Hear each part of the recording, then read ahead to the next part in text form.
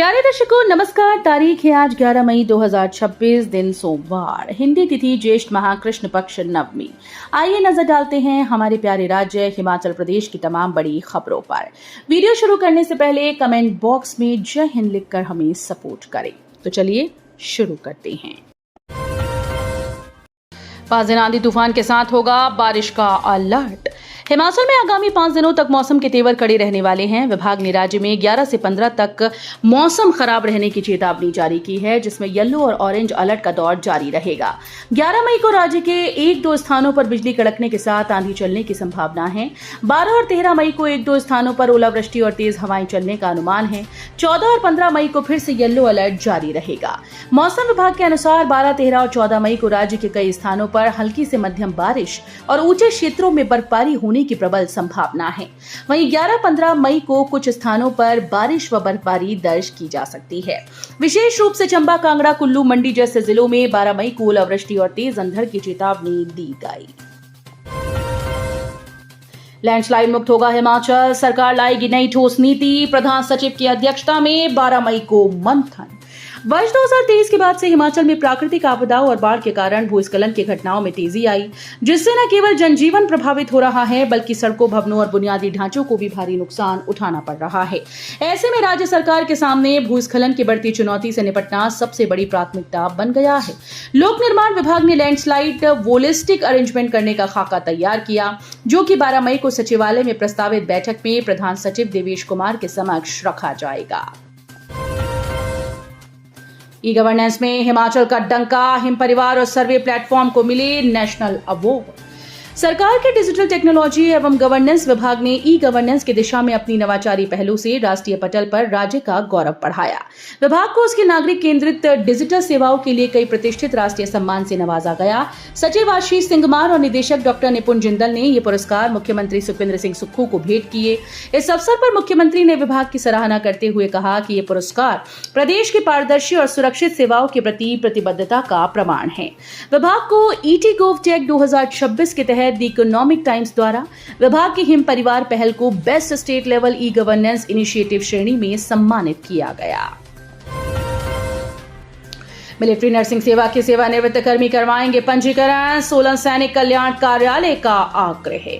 उप निदेशक सैनिक कल्याण सोलन कर्नल सेवानिवृत्त एस के अग्निहोत्री ने सोलन में निवास कर मिलिट्री नर्सिंग सेवा के सेवानिवृत्त कर्मियों से सैनिक कल्याण कार्यालय सोलन में पंजीकरण करवाने का आग्रह किया। उप निदेशक ने कहा कि अब तक पूर्व सैनिक का दर्जा मुख्य रूप से थल सेना, नौसेना और वायुसेना के सेवानिवृत्त अधिकारियों और जवानों तक सीमित था। उन्होंने कहा कि केंद्र सरकार के निर्णय के उपरांत अब मिलिट्री नर्सिंग सेवा से सेवानिवृत्त कर्मियों को भी पूर्व सैनिक की श्रेणी में सम्मिलित किया गया है। उन्होंने कहा कि जिला सैनिक कल्याण कार्यालय सोलन के पास जिले में निवास कर रहे सेवानिवृत्त एमएनएस कर्मियों का ब्यौरा उपलब्ध नहीं है। दिल्ली शिमला हवाई सेवा पर पहले ही दिन छाई धुंध, एयरपोर्ट पर इंतजार करते रहे यात्री, मौसम पर निर्भर होगी उड़ान।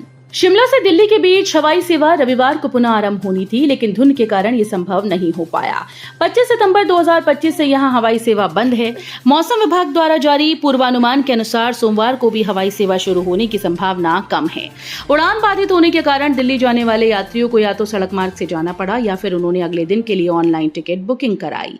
सामान्यतः दिल्ली से शिमला के लिए सप्ताह में 6 दिन तक इस हवाई सेवा का संचालन होगा। यदि स्थिति अनुकूल होती है तो दिल्ली से शिमला के लिए अलायंस एयर का ATR 42 जहाज सोमवार से शिमला और धर्मशाला के लिए भी उड़ान भर सकता है। हिमाचल के शिलाई में मिसाल बनी द्राबिल पंचायत, सर्वसम्मति से चुनी गई पूरी टीम, बनी सिरमौर की 5वीं निर्विरोध पंचायत।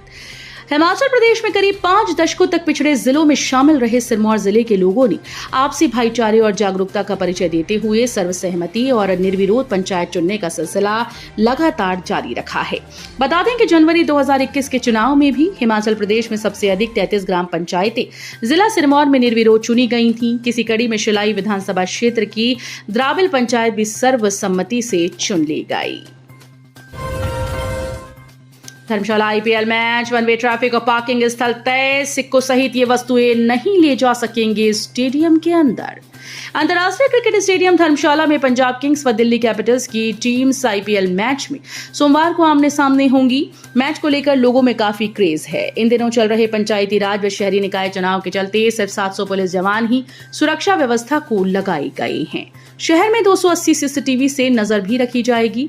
मैचेस को लेकर पुलिस अधीक्षक कार्यालय में कंट्रोल रूम स्थापित किया गया है। हिमाचल 10वीं के टॉपर अनमोल को सीएम सुक्खू ने किया फोन, शुभकामनाएं देकर पूछा सफलता का राज। हिमाचल प्रदेश स्कूल शिक्षा बोर्ड की 10वीं कक्षा की परीक्षा में टॉप करने वाली कुमारी अनमोल को मुख्यमंत्री सुखविंदर सिंह सुक्खू ने फोन कर बधाई दी। उन्होंने अनमोल की शानदार उपलब्धि को पूरे प्रदेश के लिए गौरव का क्षण बताते हुए कहा कि उनकी मेहनत और लगन ने हिमाचल का मान बढ़ाया है। मुख्यमंत्री ने बातचीत के दौरान अनमोल से उनके भविष्य की योजनाओं के बारे में भी जानकारी दी। हिमाचल में हिमालयन बर्ड काउंट में दर्ज की 208 पक्षी प्रजातियां। हिमाचल प्रदेश ने Himalayan bird count global big day 2026 के दौरान 208 पक्षी प्रजातियों का रिकॉर्ड दर्ज कर पक्षी संरक्षण और नागरिक विज्ञान के क्षेत्र में नई उपलब्धि हासिल की। पहली बार प्रदेश के सभी 12 जिलों में पक्षी गणना और प्रलेखन गतिविधियां आयोजित की गईं, जिनमें 146 ई बर्ड चेकलिस्ट जमा हुई। इस अभियान में 1500 से अधिक पक्षी प्रेमियों, छात्रों, प्रकृति उत्साहियों, फोटोग्राफर्स और वन अधिकारियों ने भाग लिया। पंचायती राज चुनाव के नामांकन का सोमवार को आखिरी दिन। हिमाचल प्रदेश में पंचायती राज संस्थाओं के आम चुनाव को लेकर चुनावी गतिविधियां चरम पर हैं। पंचायत चुनाव के लिए नामांकन पत्र दाखिल करने का 11 मई को अंतिम दिन है। उम्मीदवार दोपहर 3 बजे तक नामांकन पत्र जमा कर पाएंगे। प्रदेश भर में पंचायत प्रतिनिधियों के विभिन्न पदों के लिए चुनाव लड़ने को लेकर भारी उत्साह देखने को मिल रहा है और अब तक 31,182 पदों के लिए 42,562 उम्मीदवार अपने नामांकन दाखिल कर चुके हैं। राज्य में पंचायत प्रधान के 3,754, उप प्रधान के 3,754, ग्राम पंचायत वार्ड सदस्य के 21,654, जिला परिषद सदस्य के 251 व पंचायत समिति सदस्य के 1,769 पदों के लिए बड़ी संख्या में उम्मीदवार चुनाव मैदान में उतर रहे हैं। जमीनी विवाद में 2 गुटों के बीच खूनी झड़प, महिलाओं सहित 15 घायल। पावटा साहिब के संतोखगढ़ में रविवार को जमीनी विवाद को लेकर 2 गुटों के बीच खूनी झड़प हो गई। मारपीट में डंडों, पत्थरों और धारदार हथियारों का इस्तेमाल किया गया। इस दौरान महिलाओं सहित 15 लोग घायल हुए। सभी घायलों को उपचार के लिए सिविल अस्पताल पावटा साहिब पहुंचाया गया।